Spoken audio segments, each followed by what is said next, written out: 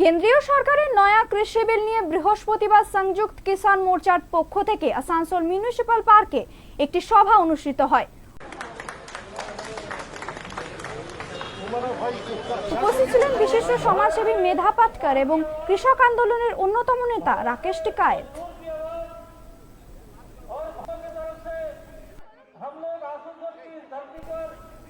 কেন্দ্রীয় সরকারের নয়া কৃষি বিল নিয়ে বৃহস্পতিবার সংযুক্ত কিষাণ মোর্চার পক্ষ থেকে আসানসোল মিউনিসিপাল পার্কে একটি সভা অনুষ্ঠিত হয়।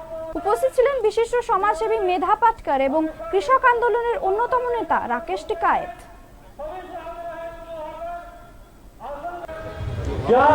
কেন্দ্রীয় সরকারের নয়া কৃষি বিল নিয়ে বৃহস্পতিবার সংযুক্ত কিষাণ মোর্চার পক্ষ থেকে আসানসোল মিউনিসিপাল পার্কে একটি সভা অনুষ্ঠিত হয়। উপস্থিত ছিলেন বিশিষ্ট সমাজসেবী মেধা পাটকার এবং কৃষক আন্দোলনের অন্যতম নেতা রাকেশ টিকায়েত।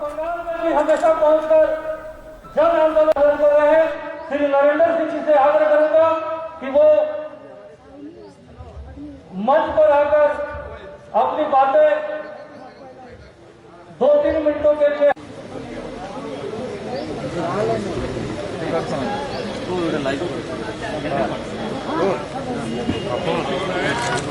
में हमारे साथी रहे कि आंदोलन बोलो कि आंदोलन के नाम से जानते हैं और इस क्रांतिकारी धरती भी गाया हूं ये अर्ज करने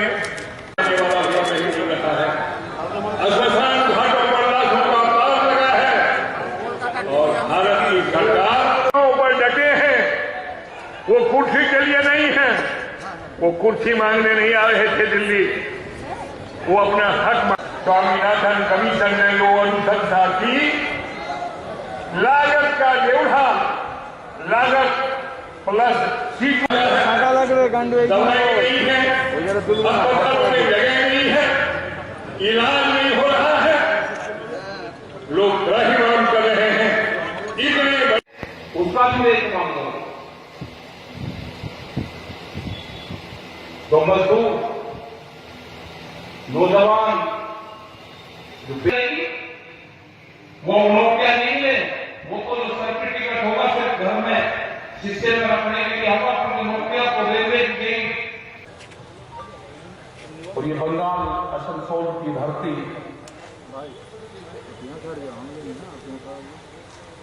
यहाँ पे हमारी सारी बहनें और मुद्दा क्योंकि बंगाल की धरती पाएंगे तो दिल्ली की प्रेस भी पूछती है कि बंगाल में क्या लेने जा रहे हैं। ये 29-30 तारीख के बाद में नहीं पूछेंगे थे। हमने कहा कि दिल्ली से जो सरकार है वो दिल्ली में नहीं है, दिल्ली में तो 5 महीने से किसान भटकाए हुए हैं। दिल्ली की सरकार बंगाल गई है तो उसको तलाश करने जा रहे हैं। बंगाल के किसान से जब ये गांव में जाते हैं तो एक मुट्ठी चावल मांगते हैं।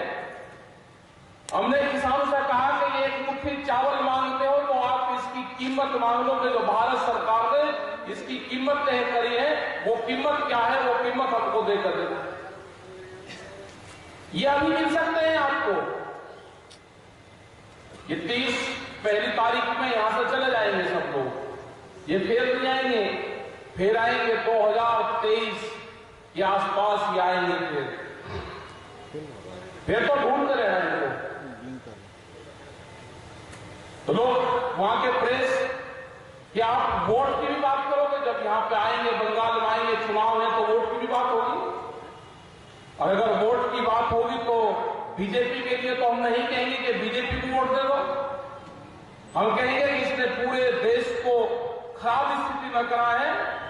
और जो किसानों के काबू ये पिछले 5 महीने से नहीं आए, ये बंगाल की जनता के काबू नहीं आ सकती, ना बंगाल के लोग वहां पर जाकर लड़ाई लड़ सकता। इनको घेरना पड़ेगा बंगाल में, जहां जहां चुनाव होंगे इनको चुनाव में ही घेरना पड़ेगा इनको, और इन्हीं की भाषा में इनको जवाब देना पड़ेगा। बंगाल के लोगों की जिम्मेदारी है इनको घेरें, इनके खिलाफ वोटिंग करें तो ये कुछ काबू में आएंगे। सरकार चल जाएगी 2-3-4 तारीख के बाद में बातचीत होगी, क्या होगा, कोविड भी साथ साथ जाएगा उनके। अभी वहां पर नहीं है, कोविड जाएगा 3 तारीख के बाद में। उसकी पूरी उसका फार्मूला बनाएंगे, कोई न कोई ऑर्डर लाएंगे, बहाना लाएंगे और फिर देश को फिर लॉकडाउन के शिकंजे में फंसाएंगे। सीआरपीएफ के गोली में कुछ वोटर की डेथ हुआ है, इसके बारे में आप लोग का क्या ख्याल है? ये तो सरकार है, बीजेपी की सरकार है, ये काम तो करवाती है।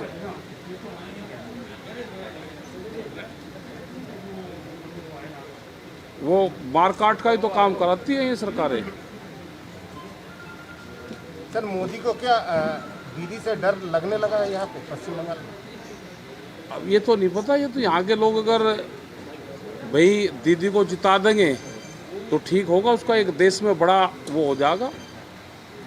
जितना चाहिए, क्योंकि मोदी ने तो पूरा देश को बर्बाद कर दिया और पूरी ताकत उन्होंने यहाँ पर लगा दी। यहाँ पे जो 3 बिल है, 3 जो कानून हैं, उसके बारे में यहाँ पे कोई बात नहीं करी। एमएसपी पे यहाँ पे कोई बात उन्होंने नहीं करी और यहाँ के लोगों ने उनसे क्वेश्चन भी करे तो बहुत दूर वे रहते हैं। अगर कोई क्वेश्चन करता है तो उसका क्वेश्चन वहाँ तक सुनाई नहीं देता उन पर। लेकिन यहाँ के लोग अभी क्वेश्चन उनसे करने लगे, जो उनके लोग आते हैं उनसे ये क्वेश्चन करने लगे कि एमएसपी हमको भी मिलनी चाहिए। मिल जाएगी तो यहाँ के किसानों को भी लाभ होगा सीधा। सर, जिस तरीका से निर्वाचन कमीशन दीदी पे रोक लगा रही है, क्या आपको लग रहा है? ये तो लगाता है, सब भारत सरकार के कहने पे ये होता है। उन पे 24-24 घंटे के लिए रोक लगा देते हैं, 2-2 दिन के लिए रोक लगा देते हैं।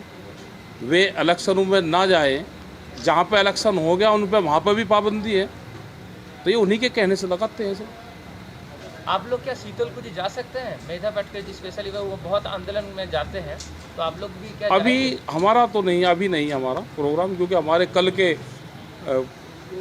और जगह के प्रोग्राम है और आने वाले टाइम पे प्रोग्राम बनाएंगे। बंगाल का आदमी को क्या बात मुझे जाके और कुछ कहने की जरूरत नहीं है।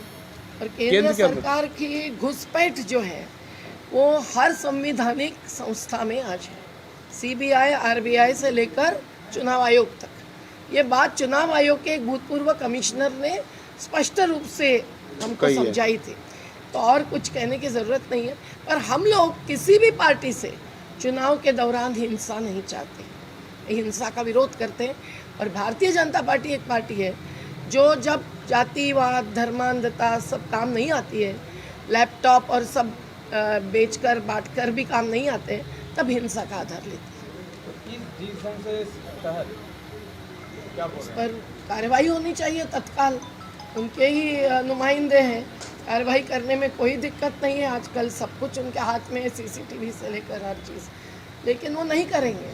वो तो चुनाव के पहले यहाँ का माहौल बिगाड़ना चाहते थे और कुछ बिहार की फिर से पोलिंग करने के लिए मजबूर करना चाहते थे, क्योंकि जो बचा हुआ दौर है उसमें उनको कुछ डिस्टर्ब करना था। उनको डर है कि आसनसोल के उनके भी यहाँ भी उनको धक्का बैठेगा। पर आसनसोल के किसान मजदूर अगर समझेंगे कि ये हिंसा यहाँ का वोटिंग डिस्टर्ब करने के लिए है, तो वो यहाँ हिंसा नहीं होने देंगे। यही हमारी अपेक्षा। कुछ दिन पहले असाउद्दीन वैसी आया था, ये तो यहाँ पर वो कैंडिडेट भी थे, तो वो बोले कि टीएमसी और बीजेपी दोनों एक ही सिक्के का दो है। कोई कहते हैं एमआईएम और बीजेपी एक ही सिक्के के दो हिस्से हैं। कोई भी धर्मांधता किसी भी धर्म के पक्ष में हम नहीं चाहते। तो आपका जो आंदोलन का जो मुख्य मुद्दा होना चाहिए ग्रामीण इलाके में होना चाहिए, तो आज शहरी इलाके में आप लोग